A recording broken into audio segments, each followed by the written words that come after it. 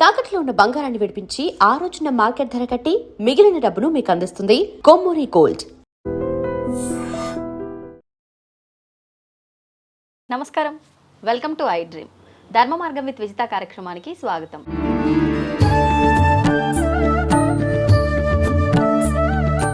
నమస్తే అమ్మా. నమస్తే అమ్మ, పూర్వపు రోజుల్లో చూస్తే ఎక్కువగా ఆడవాళ్ళదైనా మగవాళ్ళదైనా ఆయుష్ అనేది చాలా ఎక్కువగా ఉండేది. 100 సంవత్సరాలు ఉన్నా కూడా ఇప్పటికీ అప్పటి వాళ్ళు ఉన్నారు చాలా వరకు. కానీ ఈ జనరేషన్లో వాళ్ళు మాత్రం అసలు ఏ వయసులో వెళ్ళిపోతారనేది అసలు గ్యారంటీనే లేదు.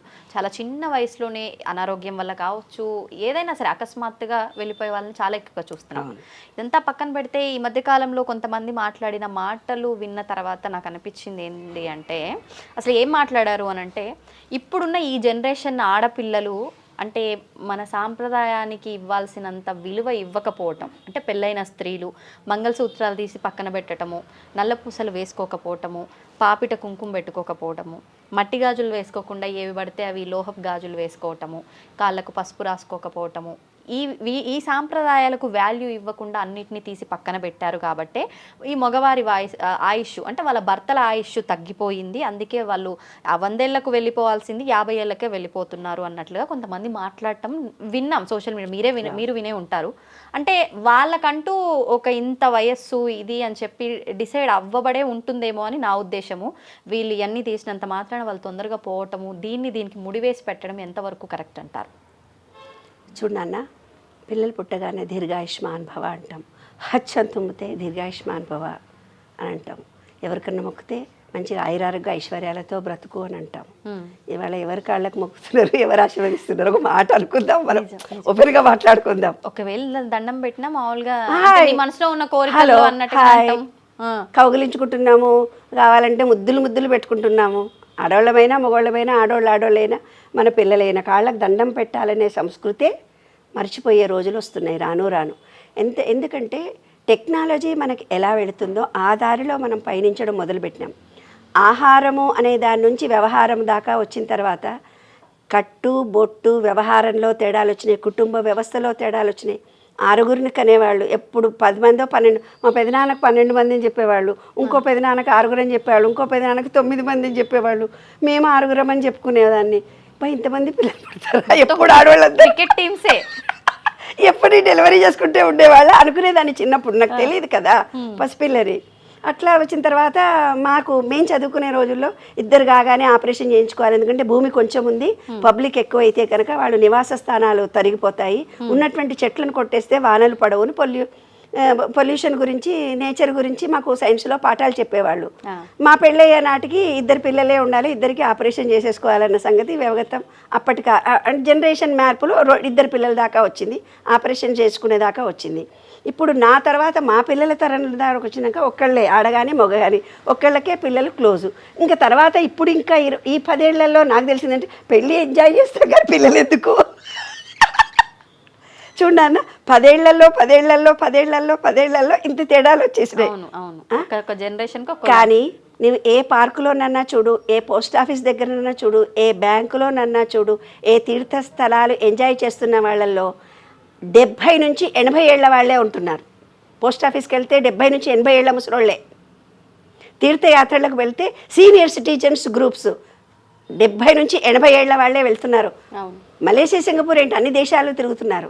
మరి వాళ్ళ పిల్లలు 40-50 ఏళ్ళకే చచ్చిపోతున్నారంటే దానికి కారణాలు మహిళనా? కాదు, వ్యావహారికంలో వస్తున్నటువంటి తినే ఆహారము, పీల్చుకునే గాలి, ఆలోచిస్తున్న విధానాలు మన మీద పనిచేస్తాయి. మన శరీరంలో ఏముంది? నీరుంది, నీటికి మెమరీ ఉంది. ఒక అమ్మ, ఒక అత్త మామ అనుకుందాం, XYZ మన ఇంటి పక్కన వాళ్ళనే అనుకుందాం. పాపం అన్నిటికీ అత్తమామలు ఎందుకే, పాపం వాళ్ళు కూడా అలాంటి చాలా మంది ఉంటారు. కోడళ్ళని అపురూపంగా చూసుకుంటున్నారే ఈ రోజుల్లో. పుట్టింట్లో కన్నా అత్తవారింట్లోనే బాగుంది, అమ్మ పుట్టింటికి రాని అంత బాగా చూసుకుంటారు. అత్తమామలు చాలా గొప్పవాళ్ళు ఈ రోజుల్లో. అంటే మనకు తెలిసినప్పటి నుంచి చాలా ఫ్యామిలీస్ ఉన్నారు, లేరని చెప్పడానికి లేదు, చాలా బాగా చూసుకుంటారు. ఆ ఆడపిల్ల అదృష్టవంతురాలు. తల్లెన్నా తిట్టింది, సిగ్గులేదే నువ్వు గాడిదలా ఉన్నావు, ఏంటే నేర్చుకున్నావా, అలా ఎగురుతున్నావు. అత్తమామలు అది కూడా అనటం లేదు, అపురూపంగా చూసుకుంటున్నారు. కాబట్టి అత్తమామలకు హ్యాండ్స్ అప్. కానీ ఎందుకు జరుగుతోంది? ఇప్పుడు స్త్రీకి సమానంగా పురుషుడికి సమానంగా స్త్రీ కూడా ఉద్యోగానికి వెళ్తుంది. ఉద్యోగానికి మెట్టెలు వేసుకొని పోతే టక్ టక్ టక్ టక్ శబ్దం అవుతుంది. గజ్జెలు వేసుకొని పోయింది అనుకోండి, డింగ్ డింగ్ రామహారాయణ వచ్చింది అంటారు. చేతికి గాజులు వేసుకొని పోయిందండి, టిక్ టిక్ టిక్ టిక్ శబ్దం అవుతుంది కదా. అంటే ఇప్పుడు ఫారెన్ ఉద్యోగాలు నువ్వు చేయాలి అన్నప్పుడు ఆ సంస్కృతికి సాంప్రదాయానికి పద్ధతికి తగినట్టుగా ఉంటేనే యుఎస్లో ఉన్న మన పిల్లలకు కానీ ఇండియాలో ఉద్యోగం చేస్తున్న వాళ్ళకి కానీ ఇప్పుడు ఒక హోటల్లో పనిచేస్తావు, వాళ్ళ డ్రెస్ వేసుకొని పోతావు, చేతికి ఒకటే గాజు వేసుకోవాలి, ఒకటే వేసుకోవాలి, అదొక సిస్టమేటిక్ పద్ధతి కదా. నేను ఇంటర్మీడియట్లో జాయిన్ అయినప్పుడు మా అమ్మ నన్ను మంచిగా పువ్వుల్లంగా వేసి 2 జడలు వేసి పూలు పెట్టి 79, 78 గురించి చెప్తున్నా, ఈ రోజు గురించి కాదు, మంచిగా పట్టులంగా వేసి తయారు చేసి పూలు పెట్టి పంపించింది ఇంటర్మీడియట్ కాలేజీ. యూనిఫామ్ ఉండేది కాదా అమ్మ అప్పుడు? అసలు కాలేజీలో 10th క్లాస్కే పెళ్ళిళ్ళు కావాలమ్మ మా రోజుల్లో. అటువంటి రోజుల గురించి నేను చెప్తున్నాను. మహబూబ్ నగర్ అంటే మరీ రూరల్, అంటే ఆడపిల్లలు బయటకు వస్తే రేపు చేసేవాళ్ళు అర్బన్ ముస్లిమ్స్. అందుకని ఆడపిల్లలు బయటికి రాకూడదు, మగవాళ్ళ పక్కన కూర్చోకూడదు, అన్న పక్కన కూర్చోకూడదు, నాన్న పక్కన కూర్చోకూడదు. 10th క్లాస్ అయిపోయిందంటే పెళ్ళి అయిపోవదా అని అర్థం. 10th అయిపోయిందంటే పెళ్ళి కార్డు రావాలి మాకందరికి. మా ఫ్రెండ్స్ అందరూ పాపం పిల్లల తల్లులు ఇవాళ ముసలోళ్ళు కూడా అయిపోయారు. వాళ్ళంటే నువ్వు ఎట్ట చదువుకున్నావే, నువ్వు భలే చదువుకున్నావే, నువ్వు తెలివితేటలు ఉన్నావు, కనీసం నువ్వు SMS కొట్టవే, నువ్వు వాట్సాప్లో మమ్మల్ని జాయిన్ చేయవే అని అడుగుతారు పాపం నా ఫ్రెండ్స్ అంతా. ఎందుకు ఆ రోజు నేను కాలేజీకి వెళ్ళిన తర్వాత ఒక పిలక మాస్టర్ వచ్చి గెట్ అవుట్ అన్నాడు. నేను మా నాన్న దగ్గరికి ఏడుస్తూ వెళ్ళినా, నాన్న ఆయన ఎందుకో నన్ను వెళ్ళిపోమన్నాడు ఎందుకు అని. ఏమయ్యా, పిల్లకి పెళ్లి చేసి పంపించాలి కానీ ఎందుకయ్యా ఇంటర్మీడియట్ చదివిస్తున్నావు? హెడ్ క్వార్టర్స్లో మ్యాథమెటిక్స్ టీచర్లు లేరయ్యా. ఆ పిల్ల చాలా తెలివైంది, చిన్నప్పటి నుంచి కవిత్వం రాస్తుంది. ఆ పిల్లని కనుక హెడ్ క్వార్టర్స్లో లెక్కల టీచర్ అయితే మనకి మహబూబ్ నగర్ డిస్టిక్లో ఒక ఆడపిల్ల లెక్కల టీచర్ దొరుకుతుంది. బాయ్స్ స్కూల్ నుంచి వచ్చి ఆడపిల్లల స్కూల్లో చదువు చెప్తున్నారయ్యా. బాయ్స్ స్కూల్లో సార్ వస్తే ఆ రోజు లెక్కలు, లేకపోతే లెక్కల్లో పిక్కలు. అటువంటి రూరల్ ప్లేస్. మరి ఆనాటి కాలంలో అదే నిర్మల ఇవాళ BSc BEd చేసి నా పిల్లల్ని సింగిల్గా యూఎస్ పంపించాను కదా, MS కూడా చదువుకున్నారు కదా. నాకు ఇక్కడ ఉస్మాన్ యూనివర్సిటీలో MSc సీట్ వస్తే మా అమ్మ వాళ్ళందరూ అది అసలే సన్యాసి, చిన్నప్పటి నుంచి అదేం మాట్లాడుతుందో నాకు ఒక్క ముక్క కూడా అర్థం కాదు. అది ఇప్పుడు చదువుకుంటేనే BSc BEdకి మా కర్ణం ఎవ్వడు కూడా ఇంటర్మీడియట్ ఫెయిల్ కాదు. ఎట్లిచ్చి పెళ్లి చేస్తాడు మా నాన్న? పాస్ గారా ఫెయిల్ గారా? Fail, intermediate fail. నాకు సంబంధాలు ఫెయిల్ అయిన వాళ్ళు. నేనేమో BSc BEd చదువుకున్నా, నాకు సంబంధం దొరకలే. ఆంధ్ర వాళ్ళకి ఇచ్చి పెళ్లి చేసిండు మా నేను. పోన్లేండి, మంచివారే కదా పాపం పెద్ద ఆయన మంచి ఆయన్ని ఏమయ్యా అంటే తిట్టేవాడు. ఏంటిది ఏమండి మీరు అని పిలవాలి కానీ యాస భాష తేడాలు. మాట గురించి మీరు రాసింది అంటే ఇవన్నీ మీ అనుభవాలు? ఎన్నో అనుభవాలు, ఎంతో మందిని చూశాను నేను. కాబట్టి మా పిల్లలు స్వతంత్రంగా US వెళ్ళారు. US వెళ్ళి ఇండిపెండెంట్గా పెళ్ళి కాకముందే వెళ్ళి వచ్చారు. మరి 10 ఇయర్స్కి ఎంత పెరిగింది? ఇవాళ మా అమ్మాయిలు బాగా జోక్స్ చెప్పి నవ్వుతారే బాబు. అమ్మ మమ్మల్ని కాలేజీకి ఎలా పంపించిందో తెలుసా? ఇంత ఒక జడ వేసి గట్టిగా నూనె రాసి దాంట్లో గట్టిగా పంజాబీ డ్రెస్సులు వేసి ఆ నడుముకి శరీరం బాడీ కనిపించకుండా టైట్గా పిన్నులు పెట్టి అందరు కాలేజీకి వెళ్తే అక్క అక్క చెల్లి చెల్లి అనేవాళ్ళట. వీళ్ళని మాత్రం అందరికీ బాయ్ ఫ్రెండ్స్ ఉన్నారు, మాకు లేరు, నన్ను అందరు చెల్లి చెల్లి అంటున్నారని మా అమ్మాయిలో చేర్చేవాడు. వాళ్ళిద్దరు ఇప్పుడు జోక్ చెప్పుకుంటారు, మా అమ్మ ఊరిది ఊరు మనిషిలా పెంచింది, ఎవరిని చూడకుండా ఉండాలని, తల దించుకుని ఉండాలని. కాబట్టి నాన్న ఎప్పుడు ఏ పరిస్థితుల్లో ఎలా ఉండాలో అలా ఉండడమే లౌక్యం నాన్న. జీవితం బ్రతకటంలో మన శారీరక మానసిక భౌగోళిక స్థితులను అనుసరించి ఇవాళ శాస్త్రజ్ఞులు ఏం చెప్తున్నారు? 24 గంటలు ఉండాల్సినటువంటిది సూర్యుడు స్లోగా తిరుగుతున్నాడు, 25 గంటలు అవుతుందట ప్రతి రోజుకి. ఇక ముందు 25 గంటలైతేనే ఒక రోజట. అంటే ఏంది? భౌగోళికంగా కూడా చాలా మార్పులు జరుగుతున్నాయి. స్వచ్ఛమైన నీరు లేదు, పీల్చుకునే గాలి లేదు. ఢిల్లీ లాంటి ప్లేసే మన హైదరాబాద్ కూడా అవుతుంది అని చెబుతున్నారు మనకి. ఏమ్మా, మరి నీరు లేదు, గాలి లేదు, ఉండడానికి భూమి ఒక ఇల్లు ఉంటే దాంట్లోనే లిఫ్ట్ లాగా ఉండాల్సి వస్తుంది. ఒక పార్కులు లేవు. సూర్యుడు ఎప్పుడు వస్తున్నాడో మనకు తెలియదు. ఫ్లాట్లలో చుట్టూ క్లోజ్ చేయకుండా. అంటే పంచభూతాలకి ఎప్పుడైతే మనము డివైడ్ అయిపోతున్నామో, పంచభూతాల నుంచి ఎప్పుడైతే మనము విపరీతమైన పరిస్థితుల్లో మనం బ్రతుకుతున్నామో అవి మన మీద దాడి చేస్తున్నాయి. అదే మన కరోనా. అలాగే శాస్త్రీయతలో నీవన్నట్టుగా గాజులు వేసుకోవడము, కాళ్లకు మెట్టెలు వేసుకోవడము, మెడలో మంగళసూత్రం ధరించడము, చెవులకి ఆభరణాలు ధరించడము లాంటివి శాస్త్రీయత కనుక తెలిస్తే, ఈ విశ్వ నియమాలు పుస్తకం చదివితే ప్రతి వాళ్ళు గాజులు వేసుకుంటారు, ప్రతి వాళ్ళు కాళ్ళకు గజ్జలు వేసుకుంటారు. ఈ పంచలోహాలు ఏవైతే ఉన్నాయో, పంచలోహాల విగ్రహానికి మనం వాళ్ళ పూజ చేస్తున్నాం. ఆ పంచలోహాల్లో ఉండే ఇనుము నీ భూతత్వం, దోశలు చేసుకుంటాం. ఐరన్ డెఫిషియన్సీ అంటాడు, ఐరన్ మందు వేసుకుంటున్నాం. అదే ఇనుప దాంట్లో దోశలు వేయించుకుంటే మనకు ఐరన్ వస్తుంది. దాని తర్వాత ఉండేది వాటర్, నీళ్ళల్లో మనం ఎప్పుడూ ఎంజాయ్ చేసాము, అది తగరము. వెండి, ఈ వెండి ఏదైతే ఉందో నీ కాళ్ళకి ఉంటే బ్లడ్ సర్క్యులేషన్ బాగా అందుతుంది. నీళ్ళ వాటర్ 70% నీరంతా శరీరానికి ఉంటుంది. పెళ్ళైన తర్వాత పని చేస్తున్నప్పుడు వాతతత్వం పెరగకుండా, సెక్స్ పరమైన వాంఛలు ఎక్కువ కాకుండా లిమిటెడ్గా ఉండడానికి మెట్టెలు పెట్టుకుంటారు. దానికి కూడా శాస్త్రీయ వివరణ ఇచ్చా నేను. గాజులు ఎందుకు వేసుకుంటారు, మెట్టెలు ఎందుకు పెట్టుకుంటారు, బంగారం అనేది ఏంటిది. తర్వాత ఉండేది మన మణిపూరక చక్రం. మణిపూరక చక్రము అనే దానికి ఇనుము, ఇత్తడి, ఇది రాగి. మన మణిపూరక చక్రము రాగి. రాగి చెంబులో నీళ్లు తాగండి అని అన్నారు.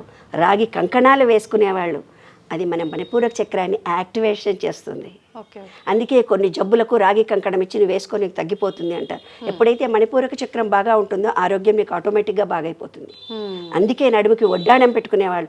వాతతత్వంతో ఇప్పుడు చూడు అమ్మాయిలందరినీ ఈ బొడ్డు నుంచి కింది వరకే ఫ్యాట్ వస్తుంది మనకి. ఒడ్డాణం పెట్టుకుంటే రాదు. అందుకనే డెలివరీ కాగానే మనం బెల్టులు పెట్టుకుంటున్నాము. ఆపరేషన్ అయినా కూడా సన్నటి చీర చుట్టేవాళ్ళు ఇండ్లల్లో. డెలివరీ అయితే మా కాలంలో, మా అప్పుడు ఇండ్లల్లో మా అమ్మమ్మలు, మా అమ్మలు వాళ్ళందరినీ మేము చూసింది నడుముకు ఒక చీరకు చుట్టేవాళ్ళు, ఉబ్బెత్తుగా రాకుండా. ఎందుకంటే వాతతత్వం పెరిగి గ్యాస్ పెరుగుతుంది. గ్యాస్ పెరిగి డెలివరీ కాగానే ఎంత ఓపెన్ అయితే ఆమెకు ఉందో అదంతా గాలి నీరు నిండిపోయేది. నిండిపోయి ఇంతలా ఊబకాయం వచ్చేసేది. అందుకనే టైట్గా చీరలు కట్టేవాళ్ళు 3 నెలల వరకు. శాస్త్రీయ రహస్యం తెలిస్తే నువ్వు కూడా ఆనందంగా ఎలా ఉండాలో అలా ఉంటావు కదమ్మా. తగరము ఇక్కడ విశుద్ధి చక్రము, బంగారము. ఏదైతే బంగారాన్ని నీ వేసుకుంటావో నీ ఆజ్ఞాచక్రంలో యాక్టివేషన్ అవుతుంది. ఏ నెగటివిటీ కూడా నీ దగ్గరికి రాదు. జుట్టు విరబోసుకొని ఉండకూడదు అని శాస్త్రాలు చెప్పాయి. జుట్టు విరబోసుకుంటే నీకేం జరుగుతుంది తెలిస్తే నువ్వు జుట్టు విరబోసుకుంటావా? కానీ కేరళలో నేను గమనించి చూసినప్పుడు జుట్టు విరబోసుకుంటారు. దానికి కారణం ఏంటి నాన్న? అక్కడ వాళ్ళకి 24 గంటలు వర్షం పడుతూనే పడుతుంటుంది. తలస్నానం చేస్తారు. జుట్టు కనుక ముడేసుకుంటే వాళ్ళకి వాతతత్వం పెరిగి కోల్డ్ ఎక్కువైపోతుంది. అందుకని జుట్టు విరబోసుకుంటారు. మన దాంట్లో మన ఇక్కడ ఉన్నటువంటి వాతావరణ పరిస్థితుల్లో జుట్టు విరబోసుకోకూడదని పెద్దలు చెప్పారు. మా ఇష్టం మేము విరబోసుకుంటామని విరబోసుకుంటున్నాం. అవునా? మా ఇష్టం, మాకు స్వతంత్రత ఉంది. దానికి కారణం ఏంటి తెలుసా నాన్న అంటే, జుట్టు విరబోసుకుంటే జుట్టు అనే దాంట్లో నుంచి, గోల్డ్ అనే దాంట్లో నుంచి నెగిటివిటీ మనకి ఈజీగా, విశ్వంలో పాజిటివ్ ఉంటుంది, నెగిటివిటీ కూడా ఉంటుంది. పాజిటివ్ నీకు కావాలంటే జుట్టు నుంచే నెగిటివిటీ నీకు వస్తుంది. నువ్వు జుట్టు ఎప్పుడైతే ముడేసుకుంటావో నీ దగ్గరికి రావడానికి భయపడుతుంది. అంటే జుట్టు విరబోసుకొని విశ్వంలో ప్రతి చోట ఆఫీస్కి వెళ్ళాము, ఇంకో చోటుకి వెళ్ళాము, 10 చోట్ల అంతా పాజిటివ్ ఎనర్జీనే, నీ ఇల్లులాగా ఉండదు కదా. అలాంటప్పుడు నీకు నెగిటివ్ వస్తుందంటే జుట్టు విరబోసుకుంటారా ఎవరైనా అమ్మాయిలు? అంటే శాస్త్రీయత అనేది మనకి ఎప్పుడైతే మర్చిపోయామో, బొట్టు పెట్టుకోవాలి అని అంటాం. బొట్లు పెట్టుకొని యూఎస్లో కానీ ఇంకెక్కడన్నా వెళితే, ఓ యు ఆర్ ఇండియన్. నాకు ఒక విచిత్రమైన అనుభవం కలిగింది నాన్న. ఎడమ ముక్కు పెట్టుకొని ఒక ఆమె మెడ్రాస్ దగ్గర ఎక్కడో తిరుగుతుంటే యు ఆర్ నార్త్ అని అడిగారు వాళ్ళు. మన అదే తెలంగాణలో మనం కుడివైపు ముక్కు గుట్టించుకుంటాం. అంటే మనం తెలంగాణ, ఆంధ్ర అని వాళ్ళకి తెలిసిపోతుంది. ముక్కు ఇటువైపు గుట్టించుకునేది నార్త్ వాళ్ళే. అంటే కట్టు, బొట్టు, వ్యవహారాన్ని బట్టి వాళ్ళు ఎలాంటి వాళ్ళు, ఏ ఊరి వాళ్ళు, ఏ నేటివ్ వాళ్ళనే తెలిసిపోతుంది. మరి మేము తెలంగాణ వాళ్ళమనో, ఆంధ్ర వాళ్ళమనో, నార్త్ వాళ్ళమనో మంచి కట్టు బొట్టు మంచి కట్టుకొని మీరు వెళ్ళండి, ఉద్యోగాలు వస్తాయా? వీళ్ళు ఏం పని చేస్తారు? తెలంగాణ వాళ్ళు తాగుబోతులు అంటారు. అంటే ఒక్కొక్క ఊరికి ఒక్కొక్క పేరు, ఒక్కొక్క రాష్ట్రానికి ఒక రకమైన భావన ఆ మనుషుల మీద. అలాంటి భావనలు ఏర్పరచుకున్న ఈ సమాజంలో సమాజం ఎలాగుండాలో అలాగే ఉండడం రైట్ అంటా నేను. ఎస్, నువ్వు నలుగురిలోకి తిరుగుతున్నప్పుడు, నువ్వు నలుగురిలో ఉన్నప్పుడు నీవు ఏ భాష మాట్లాడాలో ఆ భాష మాట్లాడాలి. నేను తెలంగాణ అడుగుసో ఎడగుసో అని మాట్లాడుతా అంటే నలుగురిలోకి పోయినాక ఎలా ఉంటుంది? భాష మార్చుకో, మాట మార్చుకో, నీ నడవడికలో నీకేది సిస్టమేటిక్ పద్ధతి ఉందో శాస్త్రీయతను అనుసరించు, ఇడిచిపెట్టి బతికించి ఉండమని నేను చెప్పను. మెడలో గొలుసు చాలా అవసరం, బంగారం ధరించు, చేతికి కంకణం అవసరం, ఏదో రకంగా కంకణం వేసుకో, కనీసం ఒక ఉంగరమన్నా పెట్టుకో. బంగారం అనేది శరీరంలో ఉంటే మన ఆజ్ఞాచక్రం యాక్టివేట్ అవుతుంది. ఎప్పుడైతే మనలో ఆజ్ఞాచక్రం యాక్టివేషన్ జరుగుతుందో అప్పుడు నీలో నెగిటివిటీ నీ దగ్గరికి రాదు కదా, మనసు స్థిమితంగా ఉంటుంది కదా. కాబట్టి ఆహారపు వ్యవహారపు అలవాట్ల ద్వారా చనిపోతున్నారే కానీ ఆడవాళ్ళు బంగారం వేసుకున్నందుకు, గజలు వేసుకున్నందుకు, బొట్లు పెట్టుకున్నందుకు, మంగళసూత్రం తీసినందుకు ఏం చచ్చిపోరు. కొన్ని ఫ్యామిలీస్ నా దగ్గరికి వచ్చారు, ఏరా నాన్న అమ్మాయిలు మీ మెళ్ళలో పుస్తెలు తాడని ఉండాలి కదే, యూఎస్లో ఉన్నప్పుడు ఎలాగో వేసుకుంటే వేసుకున్నారు, లేకపోతే లేదు, ఇండియాలో ఉన్నప్పుడు కూడా నా భర్తకు అసలు ఇష్టం లేదంటే అందుకే నేను వేసుకోను. ఏ చీర కట్టుకోవాలో చెప్పి శాసిస్తున్నటువంటి మొగాళ్ళు ఉన్నాయి ఈ రోజుల్లో. నీవు ఈ చీరలో బాగుండవు, ఈ చీర కట్టుకోనే అంటున్నారు. వాళ్ళు చెప్పినట్టుగానే వింటున్నారు, ఎందుకంటే మేము చిన్నప్పటి నుంచి అవే నేర్పించాం కదా, ఒకటి చెప్పినట్టు రెండమ్మా. కాబట్టి కట్టు బొట్టు తీరు అనేది, సంస్కృతి అనేది ఎలా మారిపోతుంది. ఇప్పుడు నా ఆలోచన అంతా ఏంటి నాన్న, ఒక్కటే, శాస్త్రీయత తగ్గిపోయింది, ఆహారపు అలవాట్లు తగ్గిపోయినాయి, ఈ ప్రకృతి నుంచి మనం దూరం అయిపోతున్నాం. మరి నెక్స్ట్ జనరేషన్ ఎలా బ్రతకాలి? ఇవన్నట్టుగా 40 ఏళ్ళకు 30 ఏళ్ళకు చచ్చిపోతే ఇదే నా లైఫ్ కాదు కదా. అందరూ 100 ఏళ్ళు బ్రతకాలని కోరుకుంటాం కదా. అందుకే ప్రకృతిలో, భూమిలో కాళ్ళు పెట్టండి, నీళ్ళల్లో ఉండండి, సూర్యుడిని చూడండి, గాలిని పీల్చుకోండి. ఎప్పుడు లేకపోయినా కొంతమన్నా గుడికి వెళ్ళినప్పుడన్నా బంగారం గొలుసు వేసుకొని, గాజులు వేసుకొని ట్రెడిషనల్గా వెళ్ళండి. అందులో రహస్యాలు, ఆంతర్యాలు తెలిసినప్పుడు ఎవరూ తప్పు చేయరు నాన్న. బొట్టు పెట్టుకునే దాంట్లో ఎంత ఆంతర్యం ఉంటుందో, 2 పేజీల సైన్స్ రీజన్ ఉంది బొట్టుకి. ఆ రీజన్ ఈ పుస్తకంలో నేను రాశాను. ఇప్పుడు చెప్పాలంటే అరగంట పడుతుంది. బొట్టు పెట్టుకోవడానికి 2 గంటలు, గాజులు వేసుకోవడానికి 2 పేజీలు, మెట్టెలు పెట్టుకోవడానికి 2 పేజీలు, బంగారం ఆభరణాలకు ధరించడానికి, పంచేంద్రియాలు, పంచభూతాలు, పంచలోహాలు అనడానికి అర్థం అదే. అందుకే పంచలోహాల విగ్రహానికి పంచామృతాలను అభిషేకం చేయమని పెద్దవాళ్ళు మనకు చెప్పారు.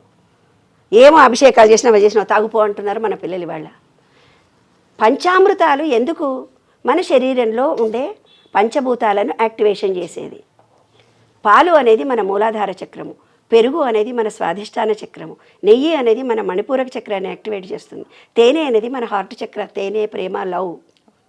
విశుద్ధి చక్రం బెల్లం, కానీ పటిక బెల్లమో తేనెనో ఏదో ఒకటి వేస్తారు, చక్కెర బెల్లమో వేస్తారు, తీయగా మాట్లాడవే అన్నారు. పంచలోహాలకి, పంచభూతాలకి, పంచామృతాలకి జీవితము కలిసి ఉంది. అదే విశ్వ నియమంలోని విశ్వరహస్యం. కాబట్టి భౌగోళికంగా వస్తున్న మార్పులను మనం యాక్సెప్ట్ చేయాల్సిందే. చేయకుండా మనం ఈ రకంగానే నేను బ్రతుకుతాను, ఈ రకంగానే అనడానికి వీల్లేదు. ఇలా ఉంటేనే తప్పు అనడానికి లేదు, అలా ఉంటేనే రైట్ అనటం లేదు. ఇప్పుడున్న జనరేషన్కి పంచభూతాలతో మనం ఎలా మమేకం కావాలి, ఆ పంచలోహాలలో ఏముంది, అవి మన బాడీకి ఏం చేస్తాయి అని తెలిస్తే ప్రతి వాళ్ళు బంగారం వేసుకుంటారు, ప్రతి వాళ్ళు ఇనుప దాంట్లో రొట్టెలు చేసుకొని తింటారు. కాబట్టి ఆహార వ్యవహారాలు ఒక శాస్త్రోక్తంగా కొన్ని పద్ధతులతో ఉన్నాయి. ఆ పద్ధతులను ఆచరిద్దాం. 50 ఏండ్లు ఏంటి, 100 ఏంటి, ఇప్పుడు 80 ఏండ్ల వాళ్ళు అందరూ కనిపిస్తున్నారు పెద్దవాళ్ళు. ఎందుకు? కొన్ని పద్ధతులను పాటించి ఆహార నియమాల్లో కానీ వ్యవహారంలో కానీ వాళ్ళు అలాగే చేశారు, వాళ్ళ లైఫ్ పెరిగింది. కాబట్టి ఇప్పుడు మన పిల్లల లైఫ్ కూడా పెరగడము, వాళ్లకు మంచి చెప్పడము, వాళ్లకు విజ్ఞానాన్ని అందించడము, ఈ ఐడ్రీమ్ లాంటి ఛానల్స్ ముందుకొచ్చి ఇలాంటి మంచి విషయాలు సైంటిఫిక్గా ఇవాళ ఏది మంచి ఏది చెడు అని నిజంగా నీ ఐక్యూకి థ్యాంక్స్ చెప్తున్నా నాన్న. రియల్లీ నాన్న, మీరు అడిగిన క్వశ్చన్స్ అన్నీ ఏ జాకెట్లు, బాడీలు, లంగాలు వేసుకోవాలనే విషయాన్ని కాకుండా సైన్స్ పరంగా ఈరోజు పిల్లలు ఏం కోల్పోతున్నారు వాటిని గురించి మీరు అడిగినటువంటి question. Thank you very much. Me iDream channel ఇంకా ఇలాంటి మంచి విషయాలను తెలుసుకొని శాస్త్రీయ పరంగా, ఎందుకంటే మూఢ విశ్వాసం కాదు, శాస్త్రీయతనైతే ఎప్పుడైతే ఈ జనరేషన్ తెలుసుకుంటారో మాట మార్చుకుంటారు. గాలి పీల్చుకోవడం, తినే ఆహారంలో మార్పు, శరీరంలో మార్పు, శరీరంలో ఎప్పుడైతే మార్పు కలుగుతుందో ఆలోచనలు మారిపోతుంది, విధానాలు మారిపోతాయి, మన జీవితం అంతా సహకుటుంబంగా మారిపోతుంది. అందరూ ఆయురారోగ్య ఐశ్వర్యాలతో నిండా నూరేళ్ళు చల్లగా బ్రతకాలని మనస్ఫూర్తిగా కోరుకుంటున్నాను. థ్యాంక్ యూ ఐడ్రీమ్కి మరొకసారి.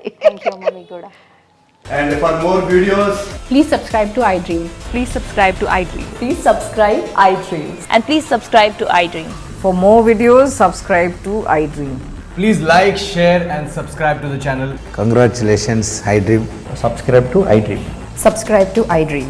So subscribe to iDream Media. iDream team అందరికి huge congratulations. Please subscribe iDream Media. Please subscribe to iDream. Subscribe iDream. Please subscribe to iDream. iDream అంటే నా కళల ఛానల్ను సబ్స్క్రైబ్ చేసుకున్న నోరు తిరుగుతలేదు, మీరైతే గంట గుర్తు కొట్టండి. For more such videos, please subscribe to iDream.